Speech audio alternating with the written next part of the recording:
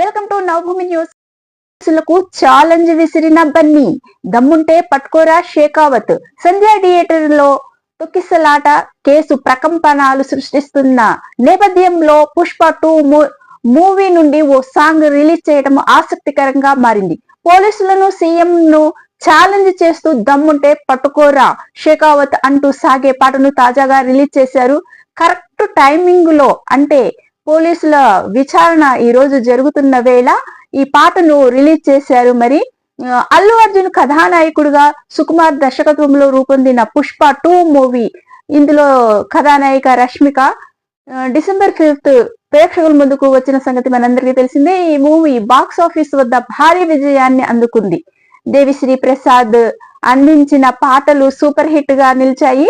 ఇందులో దమ్ముంటే పట్కోరా షేకావత్ ప్రత్యేకంగా ఈ పాట నిలిచింది. ప్రస్తుతం సోషల్ మీడియాలో విపరీతంగా ట్రెండ్ అవుతున్న ఈ సాంగ్ ని ఫిల్మ్ మేకర్స్ రిలీజ్ చేశారు.